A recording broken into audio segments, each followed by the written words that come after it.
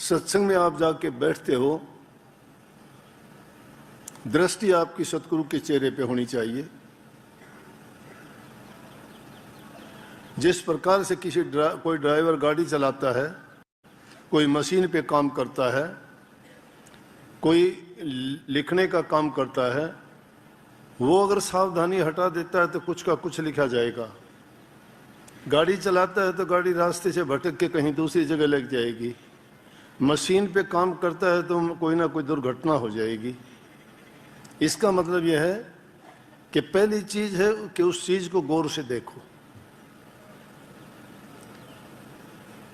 तो सत्संग में जाते हो, सतगुरु की ओर टकटकी लगा के देखो। जैसे सपेरा जब बीन बजाता है तो सांप को डर लगता है कि तेरे को मारेगा।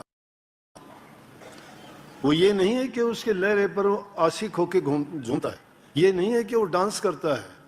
उसने अपनी दृष्टि उस चीज पे लगा रखी है कि ये चीज तेरे ऊपर आके गिरेगी, तुझे चोट पहुंचाएगी, इसलिए उसकी तरफ नजर रखता है। उसको कोई मतलब नहीं है। और जब उसको खतरा लगता है तो उस पर वो अपना वार भी करता है, लेकिन दृष्टि उस पर ऐसे जमाए रखता है कि पल के लिए भी दृष्टि नहीं हटाता। इस दृष्टि के कारण ही कछुआ समुद्र के अंदर बैठ के अंडे तो बाहर देता है, लेकिन बाहर बैठ के भी उन अंडों को वहीं से से लेता है। कुछ ऐसे पक्षी होते हैं प्रवासी, एक जगह से दूसरी जगह चले जाते हैं, वहां अपने अंडे दे देते हैं, अंडे दे के चले जाते हैं अपने देश को वापिस, और वहीं बैठे उन अंडों को सेते हैं। उनमें से बच्चे निकल के बड़े हो जाते हैं और अगली बार उनके साथ ही उड़ के चले जाते हैं। दृष्टि में बड़ी शक्ति है, ताकत है। सतगुरु की दृष्टि में भी है, आपकी दृष्टि में भी वही शक्ति है। आप नहीं कहते कि फलां आदमी की, फलानी औरत की इस पर नजर लगी। नजर लगना है क्या? यही नजर है।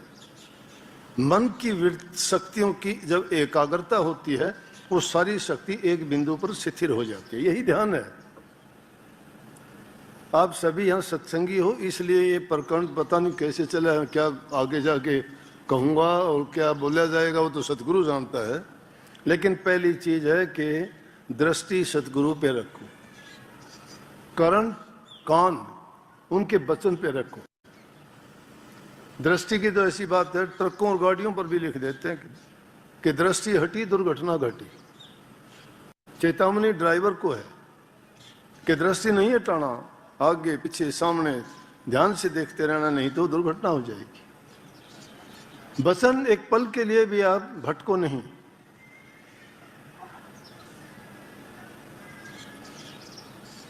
उनकी कानों पर रखो, पूरा ध्यान अपने कानों पर केंद्रित करो। जो बोलते जाते हैं उनको बड़े गौर के साथ सुनो। और तीसरी चीज है, उसको सुन के अपने हृदय के अंदर गिन गिन के उनको रखो। मैं मेरी नहीं, स्वामी जी महाराज की वाणी है। उन्होंने उनको शब्द रूप में लिखी है, मैंने उनको यूं समझो कि दूसरे शब्दों में बताई है। वो कहते हैं कि दरस करे बचन पुनि सुने, सुन सुन के गुण गुण गुण के काढ़ ले सार, काढ़ सार तिस करे आहार, कर आहार पुष्ट होया भाई, जग भय भव सब गई नसाई। क्यों गई? ध्यान से वचन को सुना, जहां कहीं भी जरूरत पड़ी वचन को याद किया।